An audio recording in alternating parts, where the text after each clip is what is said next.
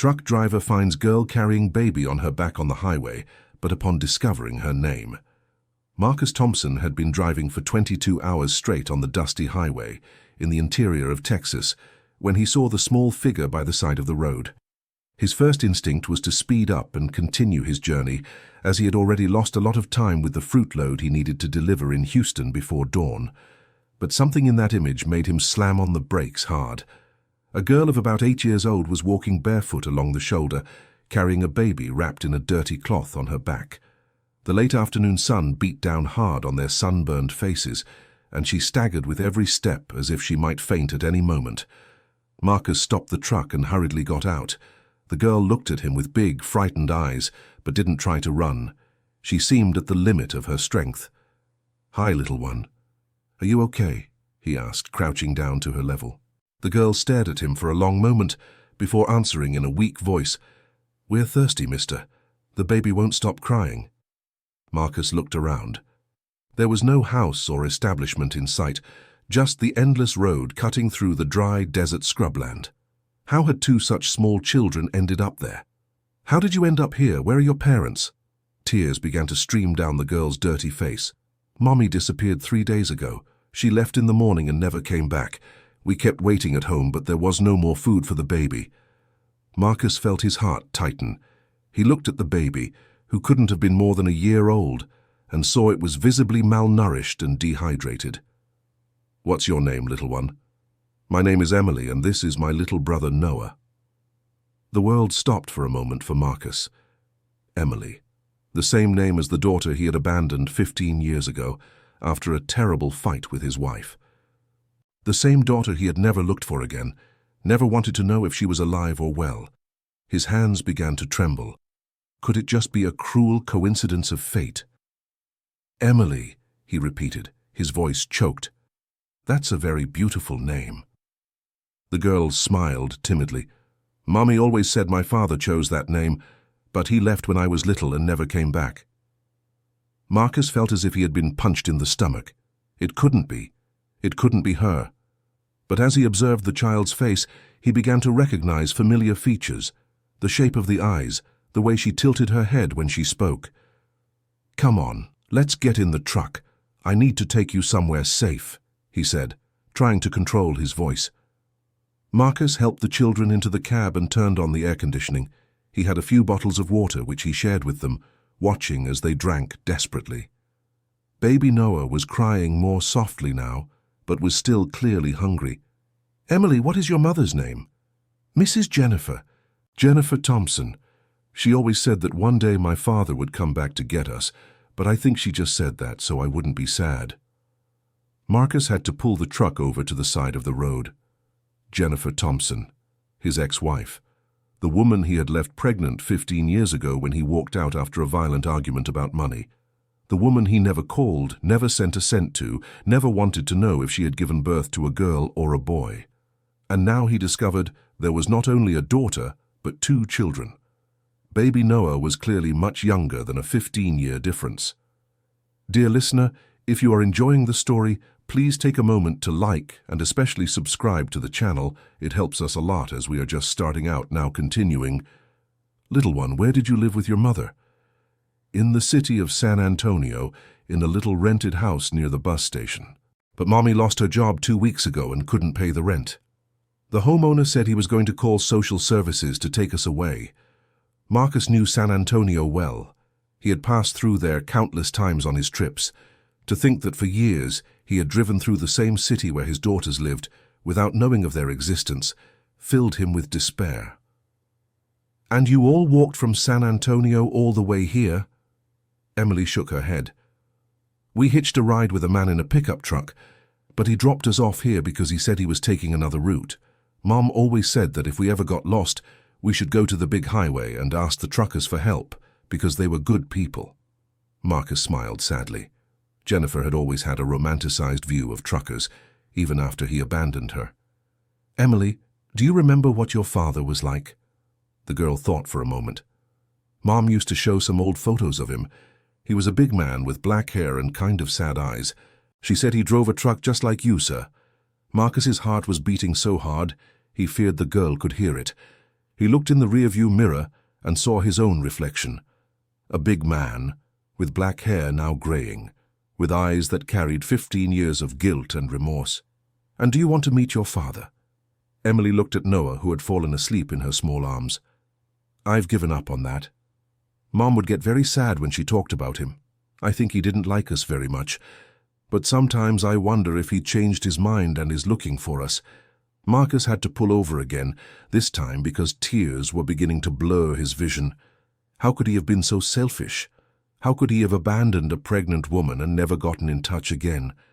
And now there were 2 children paying the price for his cowardice. "Emily, I'm going to take you to a safe place. We're going to find your mother.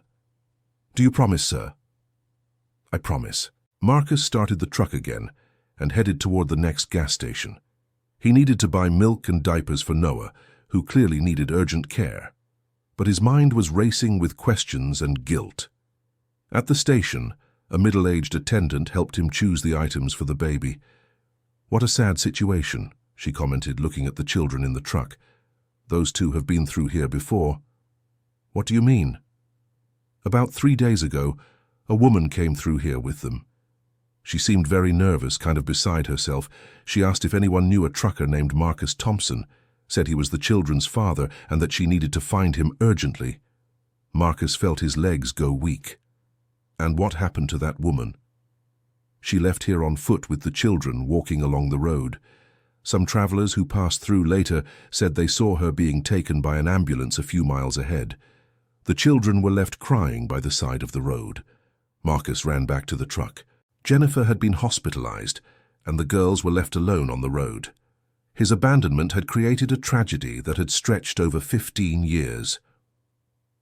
"Emily, do you remember your mother being taken by an ambulance?" The girl nodded with tears in her eyes. "Some people in white said Mum was very sick and needed to go to the hospital. They said they would come back to get us, but they never came back." Marcus hugged the girl, feeling the full weight of his past choices. "I'm going to find your mother, Emily, and I will never leave you alone again." "Why are you being so good to us?" Marcus looked into the eyes of the daughter he had abandoned before she was even born. "Because you remind me of some very important people I lost a long time ago." They continued their journey toward the regional hospital, where Marcus hoped to find Jennifer. During the trip, Emily told stories about their life, stories that broke his heart with every word. How Jennifer worked 3 different jobs to support her daughters, how she cried in secret when she thought the girls were asleep, how she kept a faded photo of Marcus in a special little box and sometimes would look at it for hours. "Mommy never said a bad word about my dad," Emily shared. "She only said he was lost and that one day he'd find his way home." Marcus had to pull the truck over once again. Jennifer had spent 15 years protecting his image for their daughters, even after being abandoned while pregnant, even having to raise 2 children alone under extremely difficult conditions. "Emily, do you have anything of your father's? Any keepsake?" The girl reached into the pocket of her dirty little dress and pulled out a crumpled photo.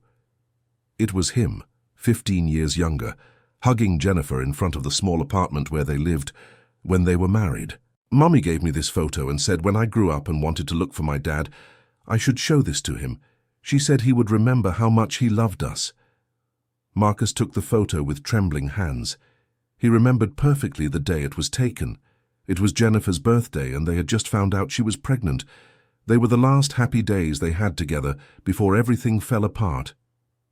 "Emily," he said, his voice breaking, "I am Marcus Thompson. I am your father." The girl stared at him for a long moment, processing the information. "You're my real dad?" "Yes, I am, my daughter, and I'm so sorry it took me so long to find you." Emily began to cry, but this time they weren't tears of sadness. She threw herself into the arms of the father she had never consciously known, holding on to him as if afraid he would disappear again. "Mommy always said you were good, that you were just lost." Marcus hugged his daughter, feeling a mix of joy and guilt that almost choked him. How had Jennifer managed to keep so much faith in him after all he had done? "And now you've found your way home?" "Now I have," he confirmed, kissing the girl's forehead, "and I will never get lost again." They arrived at the regional hospital in the early hours. Marcus left the girls sleeping in the truck and went to the reception desk to ask for information about Jennifer Thompson. She was admitted 3 days ago with a severe nervous breakdown, the nurse on duty explained. She's in the psychiatric wing, but she can't have visitors yet. I'm the father of her daughters. They're here with me. The nurse looked at him suspiciously. Where were you when she was admitted? The social worker has been looking for the children's guardians for days. Marcus felt the weight of judgment in the woman's voice. How to explain 15 years of abandonment? How to justify not being there when his family needed him most? It's a complicated situation. Can I speak with the social worker tomorrow? Yes, you can, but the children can't keep sleeping in the truck. I'll call someone for support. A social worker arrived an hour later.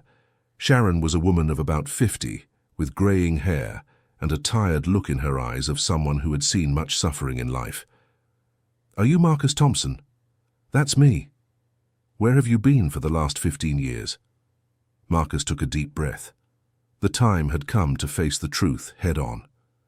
I abandoned my family when Jennifer was pregnant with Emily. I left home after a fight and never went back. I never sent money, never called, never wanted to know if they were okay. I was a coward. Sharon looked at him sternly. And now you show up here thinking you can just resume the role of father. I don't think I deserve anything, Marcus replied. But these children need someone, and I'm the only family they have now that Jennifer is hospitalized.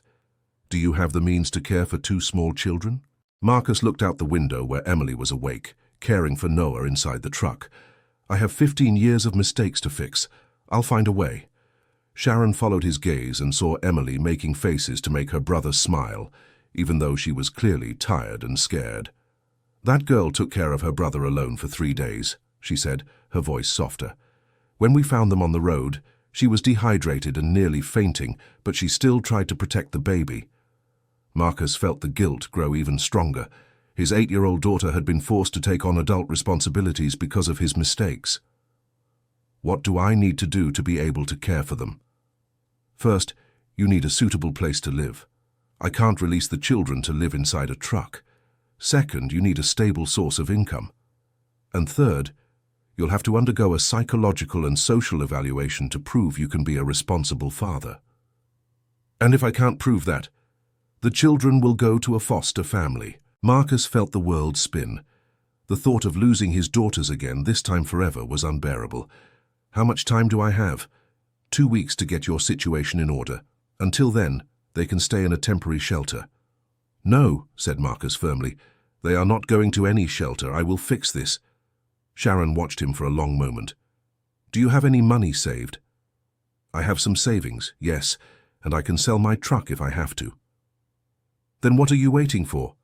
Go find a house to rent. The children can stay with me until tomorrow morning, but after that, either you have a solution or they go to the shelter. Marcus nodded and ran out. He spent the entire night knocking on doors, looking for a place to rent. Most people looked at him with suspicion when he explained the urgent situation. Finally, an elderly lady named Mrs. Dorothy took pity on him. I have a little house in the back of my yard that was rented to a young man, but he left last week. It's not much, but it has 2 bedrooms and a kitchen. I'll pay 3 months in advance, said Marcus, taking out all the money he had in his wallet. Easy, son. First, let's see the house. The house was simple but clean, with a small living room, 2 bedrooms, a kitchen and a bathroom. There was an area in the back where the children could play. Mrs. Dorothy, why are you helping me? Because I raised 5 children alone after my husband left me. I know what it's like to suffer because of other people's mistakes, and I saw that you have the eyes of a remorseful father. Marcus rented the house on the spot and ran to the market to buy the basics: food, clothes for the girls, simple toys, hygiene products. He spent everything he had, but he didn't care. When he returned to the hospital in the morning, he found Emily playing with Noah in Sharon's lap. "Daddy!" she shouted when she saw him. It was the first time she had consciously called him that, and Marcus felt his heart fill with a joy he hadn't experienced in a long time. "I got us a house to live in," he announced. "Do you want to see it?" Sharon took him to the house for an official inspection. She examined every room, checked if cleaning products were out of the children's reach, if the electrical wiring was safe. "It's temporarily approved," she said finally. "But I will make frequent visits to check on how they're adjusting." Marcus settled his daughters in the little house, and for the first time in 15 years, found himself taking on real parental responsibilities. Emily helped him with everything, showing a maturity that pained his heart. She knew how to change diapers, prepare bottles, and make Noah stop crying. "You shouldn't know how to do these things, Emily," he said, as he watched her care for her brother. "You should be playing, studying, being a child." Mommy was very sad after she lost her job. Sometimes she couldn't get out of bed. "I had to take care of Noah so she wouldn't worry." Marcus realized that Jennifer had gone through severe depression, probably made worse by the financial difficulties and the stress of raising 2 daughters alone. "Emily, did your mother talk about me?" "Yes, she did. She said you were a good man, but that you were very hurt inside when you left. That you didn't know how to be a father because you never had a real father yourself." Marcus was shocked by the accuracy of the observation. It was true he had grown up without a father, raised by a mother who worked so much she barely talked to him. He had never had a model of fatherhood to follow. "And do you believe that?" "I think everyone deserves a second chance," replied Emily, with an impressive wisdom for her 8 years.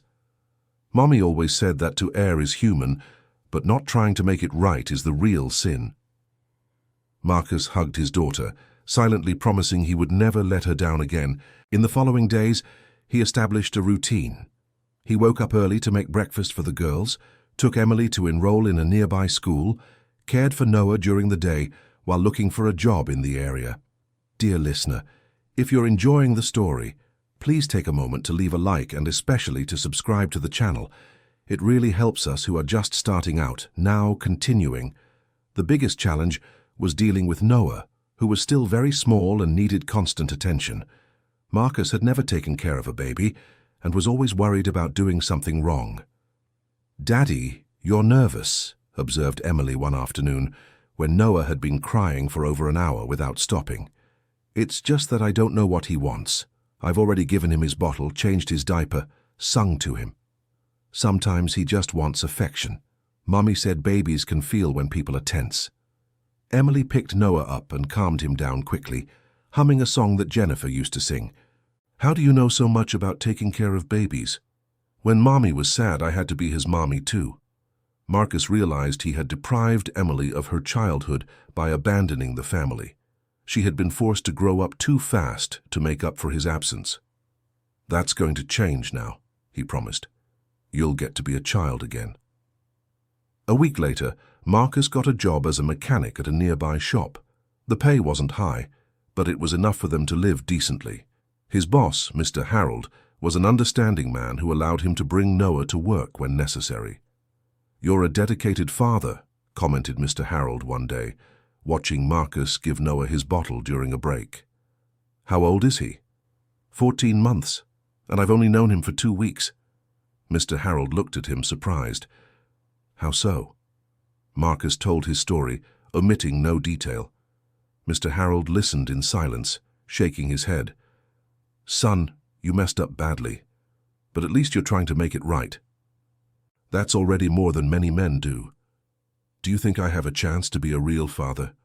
A real father isn't the one who makes them, it's the one who raises them, and from what I see, you're raising these kids well." After 2 weeks, Sharon returned for a new evaluation. She found Marcus giving Noah a bath while Emily did her school homework at the kitchen table. "How are you all adjusting?" "Very well," replied Emily before Marcus could speak. "Daddy makes really tasty oatmeal, and yesterday he taught me how to change the tire on Mrs. Dorothy's car." Sharon smiled for the first time since Marcus had met her. "And Noah, how is he?" "Chubby and happy," said Marcus, showing the smiling baby after his bath. "He's already gained almost 2 pounds. And you, Marcus, how are you feeling as a father?" Marcus paused, carefully drying Noah. "I was lost for 15 years, Sharon. I wasted so much time on nonsense, on pride, on being afraid of taking responsibility. Now I know that being a father is the most important thing I can do in my life. What changed? I understood it's not about me. It's about them. about giving them what they deserve, not what I think I can give." Sharon watched the family for a while longer, seeing how Marcus interacted naturally with the children, how Emily felt safe and protected, how Noah smiled when he saw his father arrive. "Marcus, I'm going to withdraw the adoption petition. The children stay with you." Marcus sat down heavily in the chair, relieved. "And now? When can I see Jennifer?" "The doctor said she's responding well to treatment. She can have visitors next week." Marcus spent the following days emotionally preparing to see Jennifer again. How would she react to seeing him? Would she be happy? Furious? What right did he have to show up in her life after so long? Emily noticed his anxiety. "Daddy, are you worried about Mommy?" "Yes, I am, sweetie. I don't know if she'll want to see me." "She will. Mommy never stopped loving you. She was just very sad because she didn't know where you were." "How do you know that?" "Because every night, before bed, she would look at your picture and say, 'One day your father will come home.' And when I asked how she was so sure, she said, 'Because I know deep down he loves us.'" Marcus felt his eyes fill with tears. How had Jennifer managed to keep so much faith in him? On the day of the visit, Marcus left the children with Mrs. Dorothy and went to the hospital. His heart was beating so hard he felt pain in his chest. Jennifer was sitting in a chair by the window, looking out at the garden. She had lost a lot of weight and had deep, dark circles under her eyes, but she was still as beautiful as he remembered. "Jennifer?" She turned and saw him. For a moment, she was still, as if seeing a ghost. Then she began to cry. "Marcus, is it really you?" "It's me, Jennifer. I've come to get our family." "Where have you been?" she asked, with a mix of joy and hurt in her voice. "Where were you when I needed you most?" Marcus approached slowly. "I was being an idiot, a coward, messing up everything I possibly could." "And the girls? Where are my daughters?" "They're fine. They're with me. Emily is at school and Noah is growing up healthy." Jennifer looked at him in disbelief. "You're taking care of them?" "I'm trying to learn. Emily teaches me a lot. She's an amazing girl, Jennifer. You raised her so well. And Noah? Does he like you?" "I think so. He smiles when he sees me. And yesterday he said, 'Dada,' for the first time." Jennifer began to sob. "I thought you were gone. I thought I had lost everything." Marcus knelt beside her chair. "I'm so sorry, Jennifer. I'm sorry for being so selfish, for letting you raise our daughter alone, for missing so much of their lives, for not being here when Noah was born." "Why did you leave, Marcus?" "We were going to be a family." Marcus took a deep breath. It was time to be completely honest. "Because I was afraid of being a bad father like my father was to me. Afraid I couldn't support you. Afraid I would ruin everything. So I ran away before I even had a chance to fail." "But you failed anyway," said Jennifer, wiping her tears. "You failed by giving up on us. I know, and I don't expect you to forgive me. I just want you to know that I've changed, that I'm going to spend the rest of my life trying to make up for the time I lost." "How did you find the girls?" Marcus told her the whole story, from the moment he saw Emily on the road to discovering she was his daughter. Jennifer listened in silence, sometimes smiling, sometimes crying. "Emily told me about you," she finally said. "She said you're a caring father, that you make good oatmeal and teach her useful things. She's a special girl. She took care of Noah all by herself for 3 days, Jennifer. An 8-year-old child." "I know," whispered Jennifer. "I was so lost. The depression consumed me after I lost my job. I couldn't think straight. I couldn't take care of them the way they deserved." "That wasn't your fault. It was mine, for not being here to help." They talked for hours. Jennifer told him about the difficult years raising Emily alone, about her pregnancy with Noah, and how hard it was to care for a baby without support. Marcus talked about the years wandering the country, always running from problems, always searching for something he didn't know what it was. "Do you still love me?" Jennifer asked suddenly. Marcus was silent for a moment. "I never stopped loving you, Jennifer, but I understand if you don't feel anything for me anymore. I don't deserve your love after what I did." "I never stopped loving you either," she admitted. That's why it hurt so much when you left. That's why I couldn't completely move on. And now, what do we do now? Now we start over. Slowly, like a real family this time. Marcus held Jennifer's hand, feeling complete for the first time in 15 years. When will you be discharged? The doctor said another 2 weeks if I keep improving. Then I'll be here every day until you leave, and when you leave, we'll go home to our home. Jennifer smiled, and Marcus saw in that smile the same woman he had fallen in love with 20 years ago. How are the girls? Do they miss me? Emily asks about you every day, and Noah, even though he's little, misses you. Yesterday he kept looking at the door all afternoon, as if he was waiting for you to arrive. Can I see them? Of course. I'll bring them tomorrow. Marcus started visiting Jennifer every day after work, sometimes bringing the children, sometimes going alone so they could talk about the future. They decided to restart the relationship slowly, respecting each other's healing time. Jennifer was eager to go back to caring for her daughters, but also a little insecure about her abilities as a mother after the period of depression. What if I can't be a good mother anymore? She asked during one of the visits. You've always been a good mother, Jennifer. Emily is proof of that. She's smart, caring, responsible. That only happens when a child is raised with love. But I failed them when they needed me most. You were sick. That's not failure. It's illness. And now you're getting treatment and getting better. On the day of Jennifer's discharge, Marcus brought both daughters to pick her up. Emily ran into her mother's arms and began to cry with joy. Mommy, I missed you so much. I missed you too, my girl. How you've grown in these weeks. Noah, who was in Marcus's arms, stretched his little arms out to Jennifer. She took him and covered him with kisses. My baby, how big and strong you are. Daddy took really good care of us, said Emily. He learned to make oatmeal, change diapers, comb my hair for school. Jennifer looked at Marcus with gratitude. Thank you for taking care of them. Thank you for giving me a second chance. They went back to the little house in the back of Mrs. Dorothy's property. Marcus had bought a used double bed for their room and a crib for Noah. Emily had helped decorate everything with drawings she made at school. Our house is small, but it's ours, said Marcus, showing Jennifer each room. It's perfect, she replied, moved. It's everything I ever wanted. That night, after the children fell asleep, Marcus and Jennifer stayed talking in the small living room. Marcus, I need you to understand something. I forgive you for the past, but I can't forget the pain I went through. It will take time for me to trust you completely again. I understand, and I will prove every day that I deserve your trust. And another thing, if you leave again, if you abandon the girls again, I will never forgive you. They don't deserve to go through that again. I'm not leaving, Jennifer, no matter what happens. My place is here, with you. They slept on opposite sides of the bed that first night, respecting each other's space.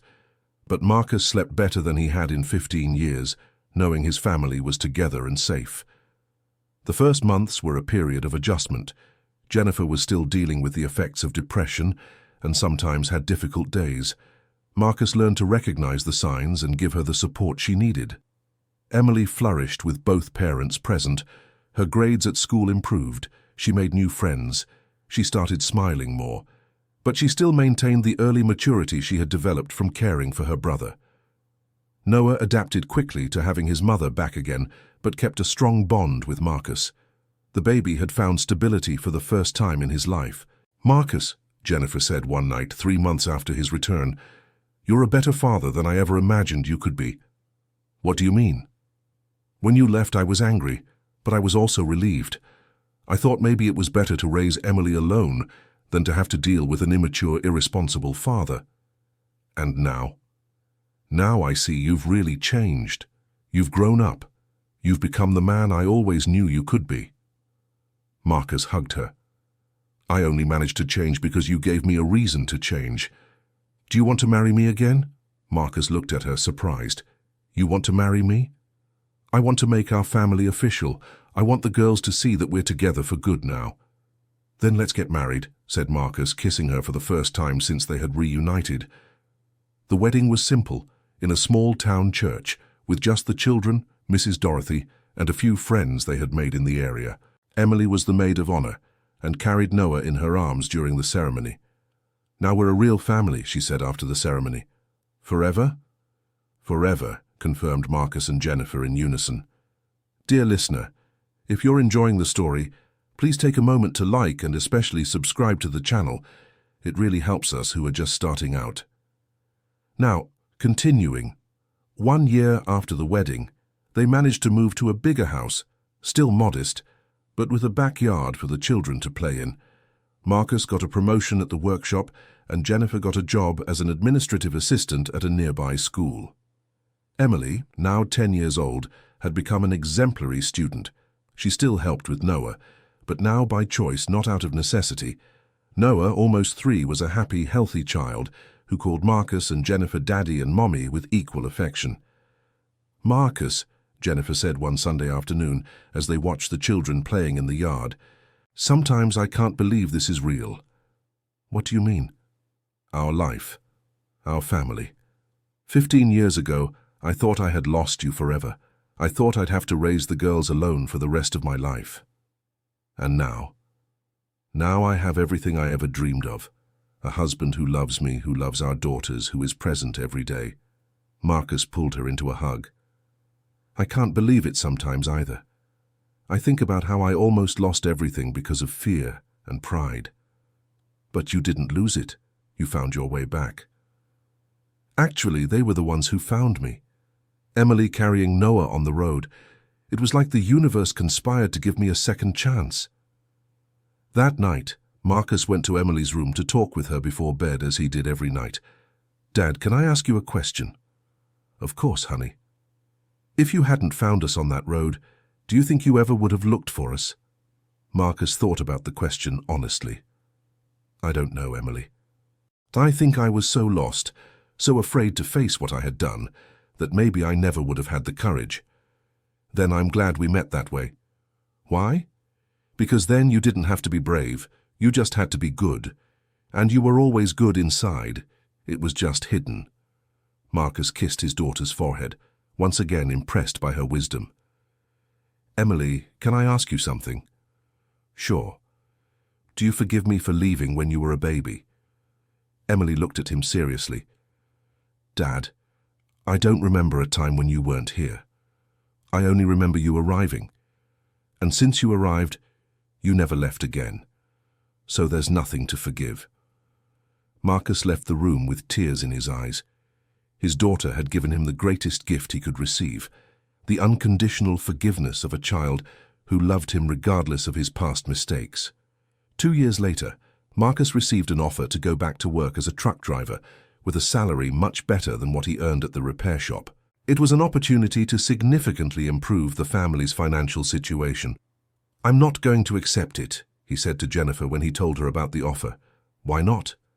"Because being a truck driver means being away from home, and I will never be away from you all again.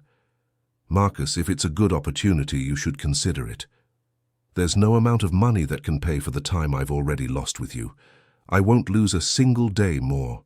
Jennifer hugged him, moved by his answer. "But what if it's a short trip, 2 or 3 days?" "Not even 2 or 3 days. I want to be here when Emily gets home from school every day. I want to be here to say good night to Noah every night. I want to be here for you when you need me." "Are you sure?" "Absolutely. My priority now is family. Everything else comes after." Marcus refused the offer and continued working at the shop. Months later, Mr. Harold invited him to become a partner in the business. "Marcus, you're the best mechanic I've ever had, and more importantly, you're reliable. I want you to be my partner." "Mr. Harold, I don't have the money to invest in a partnership." "You have something better than money. You have honesty and dedication. I can teach mechanics to anyone, but I can't teach character." Marcus accepted the partnership, and gradually the shop became one of the most respected in the area. He never got rich, but he managed to give the family a decent and comfortable life. Emily turned 15 and became a responsible, studious teenager. She had inherited her mother's intelligence and her father's persistence. Noah, now 6, was a curious and affectionate boy who loved helping his father at the shop. "Marcus," said Jennifer one night, 10 years after the reunion, "do you regret anything?" I regret taking so long to come home, but I don't regret anything that happened after I came back. And if you could change something, Marcus thought for a moment, I would change the 15 years I lost. I wish I had been here when Emily took her first steps, said her first words. I wish I had been here when Noah was born. I wish I had taken care of you when you were pregnant. But if you had stayed back then, would you be the same man you are today? Probably not. I think I needed to get lost in order to truly find myself. Then maybe everything happened the way it was supposed to. Marcus reflected on his wife's words. Perhaps she was right. Perhaps he needed to go through those 15 years of loneliness and regret to become the man his family deserved. On a Saturday afternoon 2 years later, Marcus was teaching Noah how to change a car's oil when Emily came running. "Dad! Dad! I got into college!" Marcus dropped everything and ran to hug his daughter. "What program did you get into?" "Nursing. I'm going to be a nurse like I always dreamed." Jennifer came running too, drawn by the shouting. "What happened?" "Emily got into college. Our daughter is going to college." The four of them hugged, crying with joy. Marcus thought about how his life had changed. 15 years ago, he was a lost man, running from responsibilities. Now he was witnessing his daughter achieving dreams he had helped build. "Dad," said Emily later when they were alone, "thank you for coming back home. Thank you for giving me a chance to be your father. You know I never doubted you'd come back, right? How could you be so sure? Because Mom always said that true love doesn't disappear. It might hide, it might take time to show up, but it doesn't disappear. And I knew you loved us, even when you were far away." Marcus hugged his daughter, impressed once again by her wisdom. "And now? Are you going to miss home when you go to college?" "I will miss it, but I won't be afraid, because I know you'll be here when I come back. Always. No matter where life takes you, this will always be your home. And we will always be your family." That night, Marcus and Jennifer stayed up talking about the future. "Do you think we did a good job raising her?" "I think so. She's an incredible young woman, smart, determined, caring." "And Noah? How do you think he'll turn out?" "I think he'll be a good man. He's growing up seeing what a real family is, seeing what a present father is." "Marcus, do you think you'll ever tell the kids the whole truth about why you left?" Marcus thought about the question. "When they're older, maybe. I think it's important for them to know that people can change, that mistakes can be corrected, but that some choices have lasting consequences." "And what will you say?" "I'll say that I was young and scared, that I made the biggest mistake of my life when I abandoned you, but that mistake taught me the value of family, responsibility, and true love." "And do you think they'll understand?" "I hope so. And I hope they learn from my mistakes so they don't make the same ones." 5 years later, Emily graduated from nursing school and got a job at the city hospital. Noah, now 11, was a studious preteen who dreamed of becoming a veterinarian. Marcus, at 55, had become a respected man in the community. The workshop was thriving. He was actively involved in his children's school lives, helped Jennifer at home, and never missed an opportunity to show his love for the family. "Marcus," said Jennifer one Sunday morning, "are you happy?" "Completely happy," he answered without hesitation. "And you?" "Me too.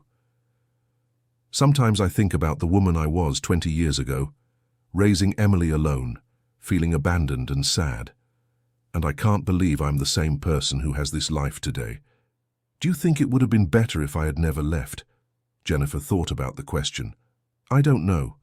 Maybe we would have had an easier life, but I don't know if it would have been a better life. I think the suffering we went through made us value what we have now more." "How so?" "If you had never left, maybe we would have taken the family for granted. Maybe we wouldn't know the value of having you present every day."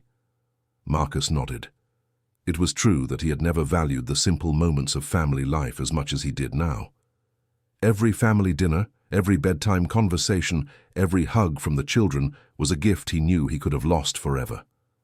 That same year, Marcus decided to organize a family party to celebrate the 15 years since he had reunited with his daughters on the road. "Why do you want to celebrate that?" asked Noah. who didn't fully understand the story. "Because it was the day our family was reborn," explained Marcus. "It was the day I stopped running and started truly living." The party was simple, with just the immediate family and a few close friends. Marcus gave an emotional speech. 15 years ago, I was a lost man who found 2 children on the side of a road, or rather 2 children who found me and showed me the way home. Emily and Noah, you saved me. Jennifer, you gave me a second chance I didn't deserve. And Mrs. Dorothy, you opened your home to a family that needed a place to start over. He looked at each person present. I learned that family isn't just blood. It's a choice. It's showing up. It's not giving up even when things get tough. Thank you for choosing to love me despite my mistakes. Emily, now a young woman of 23, stood up to respond. Dad, when I was a kid and people asked me what I wanted to be when I grew up, I always said I wanted to be a nurse, but the truth is, what I wanted most was to have a complete family. And today I have both. Thank you for coming home. Thank you for staying. Noah, now a 16-year-old teenager, also spoke up. I don't remember a time when Dad wasn't here. To me, he was always part of the family. But I understand you all went through hard things before I could understand the world. And I'm glad everything worked out, because I can't imagine my life without Dad being present. Jennifer was the last to speak. Marcus, when you left 20 years ago, I thought my life was over. When you came back, I discovered it was actually just beginning. Thank you for becoming the man I always knew you could be. That night, after everyone had left, Marcus stayed alone in the backyard, looking at the stars. Jennifer joined him. What are you thinking about? How strange life is. If I hadn't run away 20 years ago, I might never have learned the value of what I have. If the girls hadn't appeared on that road, I'd still be lost out there. Do you believe in fate? I believe in second chances, in good people who don't give up on us, even when we give up on ourselves. They were silent for a moment, appreciating the peace of the night. Marcus, do you have any dream you haven't achieved yet? My biggest dream was to see Emily graduate. I've already done that. My second biggest dream is to see Noah grow up and become a good man. I'm still working on that one. And after that?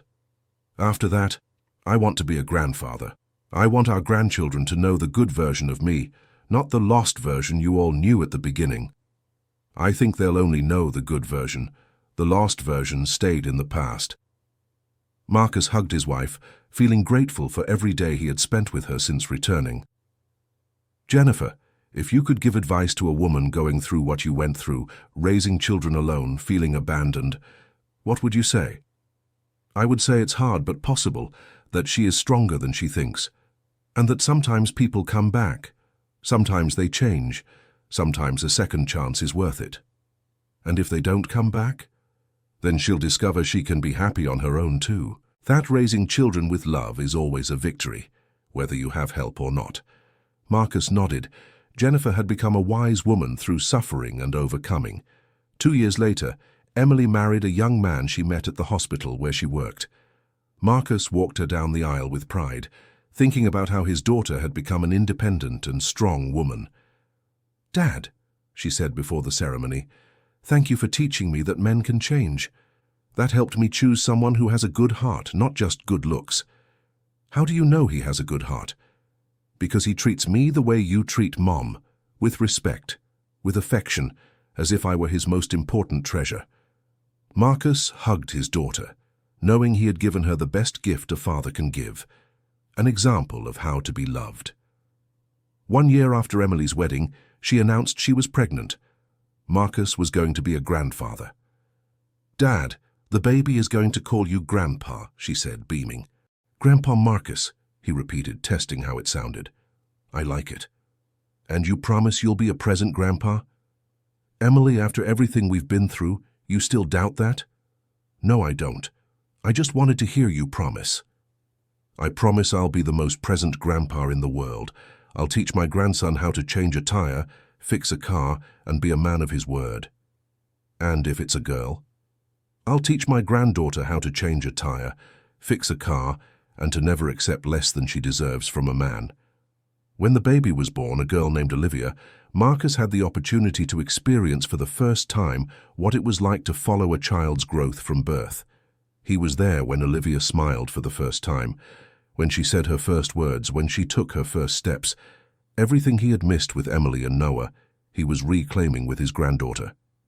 "Grandpa," Olivia said one day when she was 3, "why do you cry when you play with me?" Marcus wiped away tears he didn't even know he was shedding. "Because I get so happy when I play with you, Olivia." "Why are you happy?" "Because for a long time I thought I would never get to play with a child from our family." "Why did you think that?" Marcus looked at Emily, who was watching the conversation. "Because Grandpa made some mistakes when he was young, and he thought that because of those mistakes, he didn't deserve to have a family." "But you have a family." "Yes, I do, and it's the most important thing in my life." Olivia hugged him. "I love you, Grandpa." "I love you too, Olivia. More than you can imagine."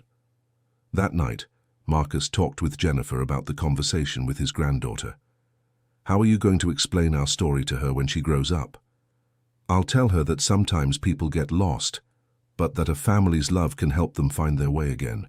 And if she asks why you left, I'll tell her the truth, that I was young and scared, that I made terrible mistakes, but that my family gave me a second chance. And that's why I know everyone deserves a second chance." Noah, now 21 and studying veterinary medicine, had also become a responsible and caring young man. He had grown up seeing the model of present fatherhood that Marcus represented. "Dad," he said one day, "when I have children, I want to be just like you." "You can be better than me, Noah. You can learn from my mistakes and not make them." "What mistakes do you think you make today?" Marcus thought about the question. "Sometimes I'm too overprotective. I'm afraid to let you take risks because I'm afraid of losing you again." "But you never lost us again." "No, but the fear is still there. It's like I need to prove every day that I deserve to have you in my life." "Dad, you proved that a long time ago. Now you just need to live and be happy." Marcus smiled. His children had become his life teachers. At 60, Marcus retired and began dedicating himself fully to his family. He took care of Olivia when Emily worked, helped Noah with his studies, and finally had time to travel with Jennifer to places they had always wanted to visit together. "Marcus," said Jennifer during a beach trip they took to celebrate their 25 years of renewed marriage, "are you happy? Happier than I ever dreamed possible. What changed in you over all these years?" Marcus thought about the question as he watched the sun set. "I learned that love isn't a feeling, it's a decision. It's choosing every day to put family first. It's choosing to be present even when it's hard." "And what else?" "I learned that it's never too late to change, that forgiveness exists, that second chances are real when a person truly changes." "Do you have any regrets?" "Just one. That it took me so long to learn these lessons. But if you had learned earlier, would you be the same person you are today?" Marcus reflected on Jennifer's question, one she had asked periodically over the years. "Probably not. I think I needed to go through the darkness to appreciate the light. I needed to get lost to know what was truly important." "Then don't regret. Everything happened as it was meant to." They walked along the beach, hand in hand, a couple in their 60s who had overcome abandonment, separation, depression, financial difficulties, and found on the other side a solid and lasting happiness. "Jennifer, what do you hope for in the coming years?" "More grandchildren, more family moments, more trips with you, and most of all, more time to enjoy this peace we've managed to build." "And what if I get sick?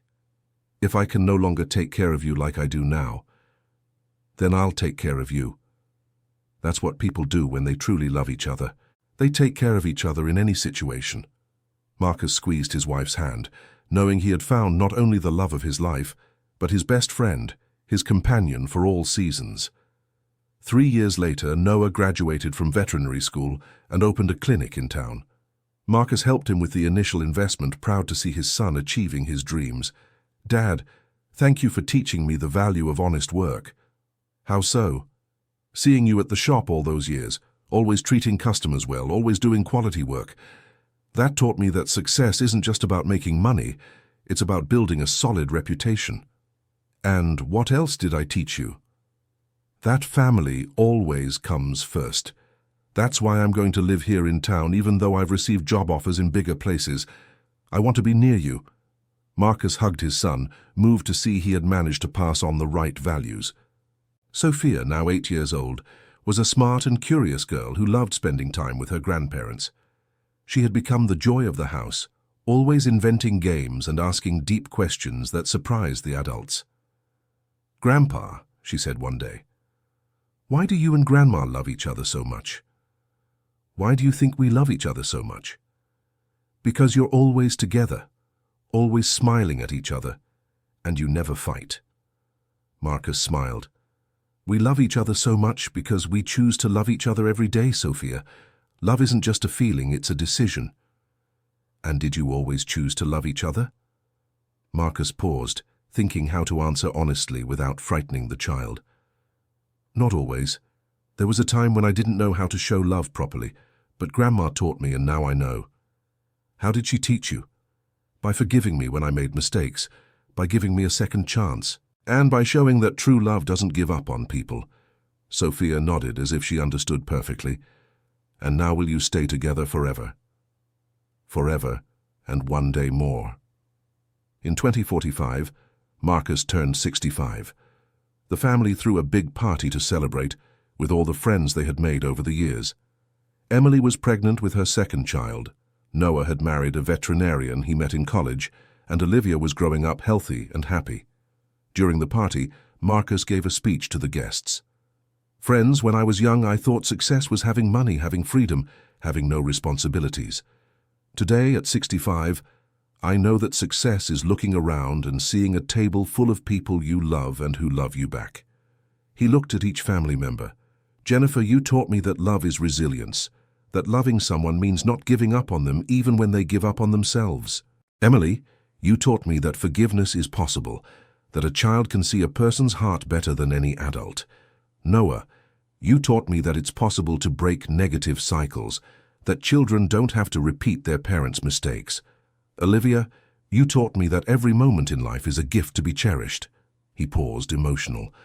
"And to all the friends here today, thank you for embracing our family, for being part of our journey of rebuilding. You helped us prove that family isn't just blood, it's choice, it's community, it's love in action." After the party, when everyone had left, Marcus and Jennifer were alone on the porch, as they were every night. "Marcus, what was the happiest moment of your life?" Marcus thought about the question. "There were several moments. When I saw Emily for the first time on the road, when Noah called me Daddy for the first time, when you agreed to try again with me, when Emily graduated, when Olivia was born. Every good moment with you all was the happiest moment of my life. And what do you hope for in the coming years? More happy moments, meeting the new grandchild on the way, watching Olivia grow up, seeing Noah build his own family, and most of all, growing old by your side. Marcus, do you think our story could inspire other people?" "How so?" "People who made mistakes like you, people who were abandoned like me, families that are separated and think there's no way back." Marcus reflected on the question. "I hope so. I hope our story shows that it's never too late to change, that forgiveness exists, that families can rebuild, that true love withstands time and hardship." "What would you say to a man in the situation you were in 25 years ago?" "I would say go home, no matter how much time has passed, no matter how many mistakes you've made. If you've truly changed, if you're willing to put family first, go home. It might be too late to fix everything, but it's never too late to try." And to a woman in the situation I was in, I would say, you are stronger than you think. You can raise your children alone if you have to. But if someone who hurt you has truly changed, consider giving a second chance. Not for him, but for you and the children, because forgiving frees the one who forgives more than the one who is forgiven. That night, Marcus dreamed of the road where he had found Emily carrying Noah 25 years earlier. In the dream, he stopped the truck, but this time he wasn't afraid. This time he knew exactly what to do: take his daughters home. He woke up in the morning certain that he had lived a full life, that he had managed to fix the mistakes of the past, that he had become the man his family deserved. At 70, Marcus was still an active and healthy man. He helped Noah at the veterinary clinic, looked after his grandchildren. Olivia was now 15 and Emily had 2 more young children, and continued to be Jennifer's devoted partner. One afternoon, while playing with his grandchildren in the backyard, Olivia approached him. "Grandpa, can I ask you a serious question?" "Of course, my granddaughter. Have you ever told the whole story of our family to people?" "What story?" "The story of how you found Mom on the road, how you reunited, how our family was formed." Marcus thought about the question. "I've told you, the family, but I've never told anyone else." "Why not?" "Because it's a very personal story, very painful in some parts. But it's a beautiful story too. It's a story of a second chance. Other people could be inspired by it." Marcus looked at his teenage granddaughter, impressed by her maturity. "You think our story could help other people?" "I think so, especially people who think it's too late to fix things, or people who think forgiveness doesn't exist." That night, Marcus talked to Jennifer about Olivia's suggestion. "What do you think about telling our story?" "To whom?" "I don't know. Maybe writing a book, maybe giving talks, showing that families can rebuild." Jennifer thought about the idea. "Would you be willing to expose our mistakes, our difficulties?" "If it could help other people, yes. I'm no longer ashamed of who I was. I'm proud of who I became." "Then let's tell our story." Marcus began writing his memoirs at 71. He told the whole truth: the abandonment, the years of running away, the chance reunion on the road, the difficulties of family reconstruction, the joys of reconciliation. The book was called The Road Home, A Story of Second Chances, and became an unexpected success. Marcus began receiving letters from people all over the world telling their own stories of separated families and late reconciliations. "Marcus," Jennifer said one day, reading one of the letters, "listen to this. Mr. Marcus, after reading your book, I called my daughter, whom I hadn't seen for 10 years because of a silly fight.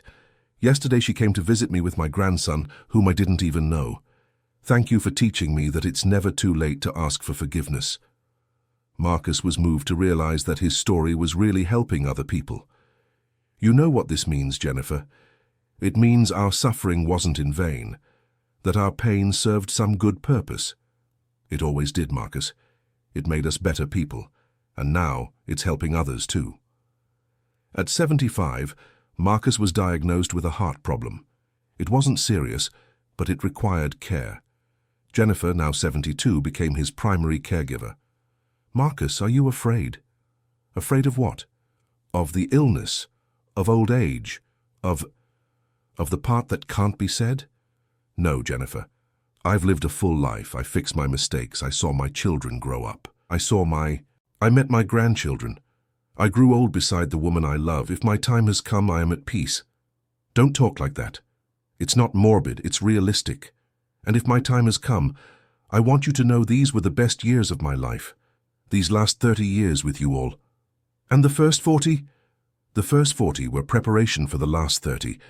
Everything I went through led me to you." Marcus recovered from the heart problem and lived 8 more healthy years. He saw Olivia graduate from high school, saw Noah have his first child, saw Emily become head nurse at the hospital. At 83, on a quiet Sunday morning, Marcus did not wake up. He passed away in his sleep, peacefully, beside Jennifer. His funeral was a celebration of his life. Hundreds of people attended: family, friends, customers from the workshop, readers of his book, people who had been inspired by his story. Emily gave an emotional speech. "My father wasn't a perfect man. He made serious mistakes when he was young, but he was an example that people can change, that it's never too late to do the right thing. He proved that love is a choice, that family is a commitment, that second chances exist when remorse is genuine." Noah also spoke. "Marcus Thompson was not just my father. He was my example of integrity, of honest work, of unconditional love. He taught me that being a man isn't about running from problems. It's about facing them. that being a father isn't just about siring children, it's about raising them, that being a husband isn't just about getting married, it's about loving every single day. Olivia, now a 25-year-old woman with a degree in psychology, was the last to speak. My grandfather taught me that every family has a story, and that it falls to each generation to write the next chapter of that story. He wrote a chapter of redemption, a chapter of second chances, a chapter of love that conquers all. Now it's up to us to keep writing a family story he would be proud of. Jennifer, at 80 years old, lived 7 more years after Marcus's passing. She spent those years surrounded by children, grandchildren, and great-grandchildren, telling stories about her husband and keeping his memory alive. She passed away at 87 in her sleep, the same way Marcus did. Olivia, who had married and had a young daughter, was by her side. "Grandma, are you going to meet Grandpa?" "I hope so, my dear. We had a beautiful life together, a beautiful story of love and second chances." "Grandma, what's the secret to a happy marriage?" "Never giving up. When things get tough, remember why you chose each other, and understand that true love isn't a feeling, it's a decision you make every day." Those were Jennifer's last words. Years later, Olivia wrote a book about her grandparents, complementing the autobiography Marcus had written. The book was called After the Second Chance: The Legacy of a Rebuilt Family. In the introduction, she wrote, "This is the story of my grandparents, Marcus and Jennifer Thompson, but it is also the story of anyone who has made grave mistakes and wants a chance to make things right. It is the story of anyone who has been hurt and is considering forgiveness.